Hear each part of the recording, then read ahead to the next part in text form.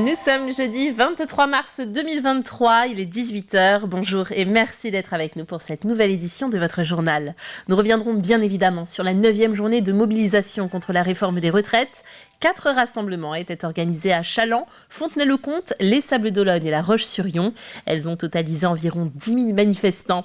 Et puis nous irons aussi à Montaigu-Vendée, où élèves et professeurs de 3 établissements scolaires se sont rassemblés dans le centre-ville. C'était une première sur ce secteur. Enfin, la première pomme de terre de l'année arrive. Les récoltes ont démarré à Noirmoutier pour la Syrthéma, plantée sous serre au mois de décembre. Sa chair délicate et parfumée impose de la manipuler avec précaution. Mais dans l'actualité du jour, bien sûr, les manifestations contre la réforme des retraites. Acte 9. 4 rassemblements étaient programmés en Vendée ainsi qu'une opération escargot au départ de l'aire de covoiturage de Bournezeau. Côté chiffres, selon la police, 400 manifestants étaient au Sables-d'Olonne, 900 à Fontenay-le-Comte, 1200 à Challans et 6800 à la Roche-sur-Yon. La CFDT en annonce entre 16 et 18 000. Nous étions présents à chacune des actions. Le reportage de la rédaction. Non, non, non à cette réforme bidon. Le slogan est toujours le même. Malgré l'utilisation du 49.3 et la volonté d'Emmanuel Macron d'aller jusqu'au bout, les manifestants ne l'entendent pas de cette oreille. On est venu là pour montrer qu'on était là, même en vacances. Apparemment, on n'a pas voix au chapitre, on n'est pas du tout écouté, donc on prolonge. Moi, je trouve que le compte n'y est pas et c'est pour ça que je continuerai à me mobiliser et à encourager les Français à nous rejoindre pour que cette réforme, si elle doit se faire, se refasse en discussion sur la table. Voir qu'il y a autant de gens dans la rue depuis le mois de janvier, calmement pour exprimer ses opinions et que ces opinions-là ne sont pas entendues, je trouve que c'est un manque de respect complet. Même son de cloche dans le sud Vendée, la mobilisation ne gonfle pas par rapport aux dernières semaines, mais les personnes présentes entendent bien continuer le combat. Quelle utilité d'avoir des élections présidentielles législatives si au final on finit par tout faire passer par un 49.3 ? C'est vraiment un grand déni de démocratie et on se demande si ça vaut le coup d'aller voter. Je suis contre cette loi qui est passée d'une façon non démocratique et il faut continuer le combat pour qu'elle soit retirée, tout simplement. Le cortège de Challans s'élançait également à 10h30 ce jeudi. Pas de débordement ici non plus, mais la colère monte et les opérations ne vont pas s'arrêter. Avec ce qu'il a dit hier, je pense qu'il a rajouté de l'huile sur le feu, on va dire. Donc j'espère qu'aujourd'hui, ça va être une mobilisation d'ampleur. Et ce ne sera pas la dernière journée, évidemment. Il y aura des opérations coup de poing, des filtrages, etc., comme nous avons fait hier à la Motachar. Il y aura des opérations, il y a déjà des opérations la semaine prochaine qui sont prévues.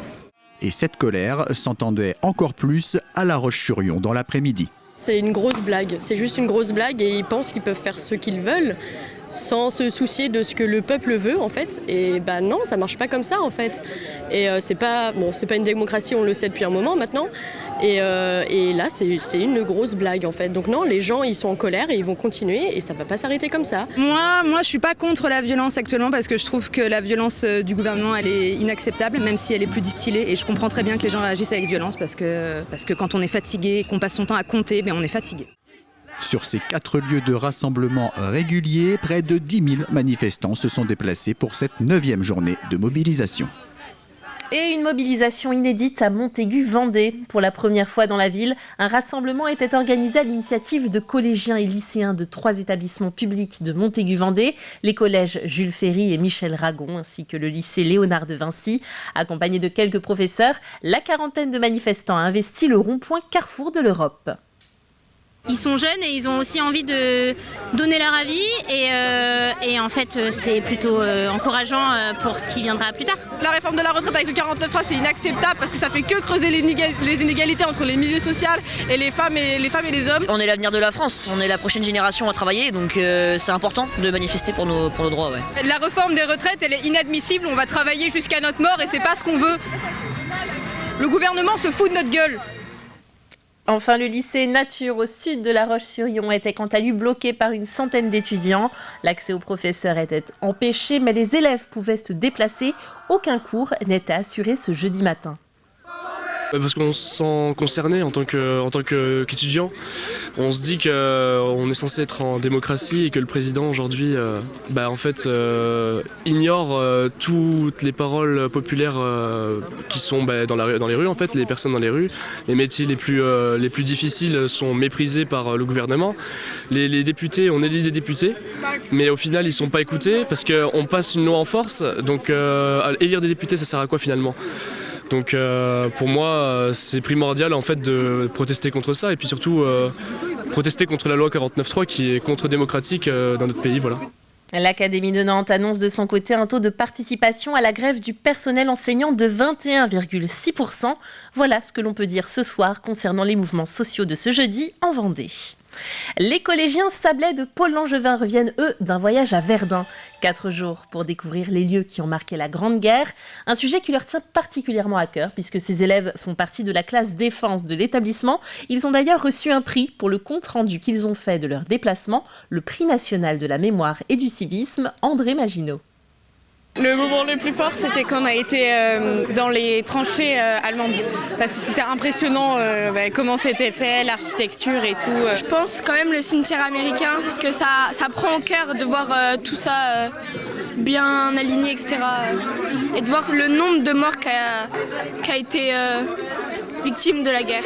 Pour moi, le plus important monument qu'on a visité, c'était l'ossuaire de Daumont. C'était vraiment chouette parce qu'on a vu plein de choses qu'on ne pourrait pas voir autrement. On a vu les traces laissées encore 100 ans après. Du coup, voilà, c'était vraiment un bon souvenir. Et J-1 avant le lancement du Printemps du Livre de Montaigu. La ville se prépare à accueillir pendant 3 jours 200 auteurs et plusieurs milliers de visiteurs. La gare de la ville, qui connaît une augmentation grandissante, plus 43% en 2022 par rapport à 2021, va bénéficier d'un nouveau parking à 4 étages. Il disposera de 490 places de stationnement gratuit, dont 40 munis de bornes de recharge électrique, 21 pour les 2 roues motorisées et 30 pour les vélos. 850 mètres carrés de panneaux photovoltaïques seront enfin installés sur la toiture. Coût du projet, 7 millions d'euros. On avait besoin de parking autour de la gare de Montaigu, qui est une gare qui est en plein développement. Mais nous avons souhaité faire de ce besoin de parking en fait une opportunité pour transformer la gare de Montaigu petit à petit d'une gare de départ. Les gens qui prennent le train à Montaigu pour aller par exemple travailler à Nantes, à une opportunité de gare de destination, de faire en sorte qu'on puisse avoir aussi autour de la gare de Montaigu des activités qui permettent à des gens de venir y travailler par exemple. Et les travaux s'achèveront au mois d'octobre de cette année. Et puis je vous parlais du Printemps du Livre il y a quelques instants. Notre édition de 18h de demain, il sera enregistré depuis les allées du salon avec Caroline Tronche. Ça y est, elles sont déjà prêtes à être dégustées. Les premières pommes de terre de l'année, les Sirtema, sont récoltées sur l'île de Noirmoutier depuis le 15 mars, comme le définit le cahier des charges du Label Rouge. Agathe Poulet s'est rendue chez un des 22 producteurs de pommes de terre de l'île. Avec l'arrivée du printemps, les premières pommes de terre primeurs voient le jour. Emblématique sur les terres de Noirmoutier, la Sirtema est la première variété de la saison à être récoltée en petite quantité, avant l'arrivée des gros volumes à partir de mai.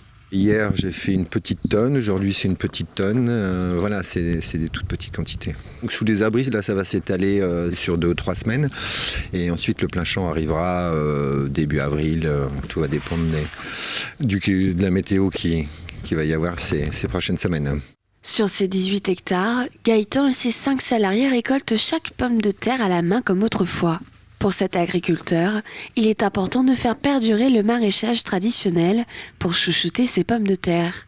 On se compare souvent, on est des artisans de l'agriculture. On a le souci du travail bien fait et méticuleux, parce qu'on est sur un produit qui est fragile, donc un produit primeur, peleux, tendre, aqueux, moins de matière sèche que les produits de pommes de terre de consommation, donc beaucoup plus fragile. Donc ça nous impose un ramassage manuel.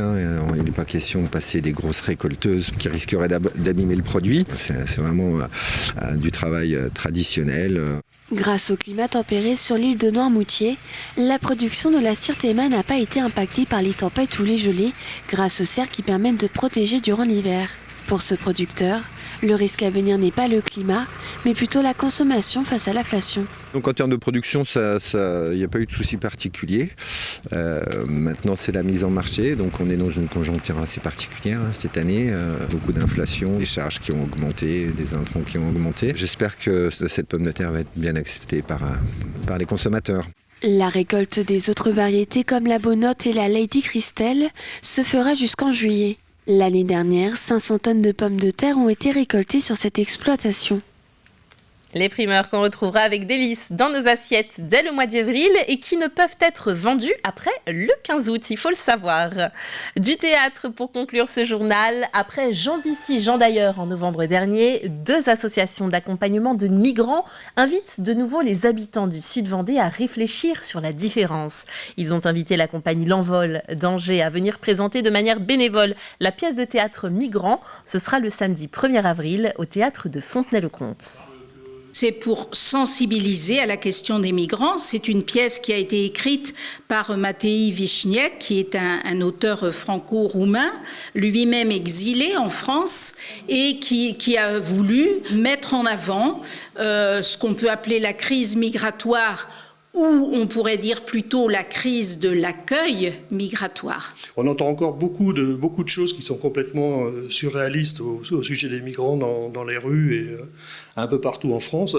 Et le but de ces 2 choses, Jean d'ici, Jean d'ailleurs et migrants, c'est justement de tordre le cou à certaines choses malsaines qui peuvent se propager dans la population. La pièce sera donc jouée le 1er avril. La participation est libre et les dons seront remis aux 2 associations organisatrices. On jette un œil à la météo avant de refermer ce journal et nous passons dans un régime de traîne. Des éclaircies feront donc leur retour, mais elles seront entrecoupées de passages nuageux porteurs d'averses. Le vent de sud-ouest soufflera jusqu'à 65 km/h sur les côtes, un petit peu moins dans les terres. Et puis les températures resteront douces, vous pouvez le voir, elles pourront atteindre jusqu'à 14 degrés dans les terres, un petit peu moins sur les côtes dans l'après-midi. Ainsi s'achève cette édition. Merci d'avoir été avec nous et à bientôt.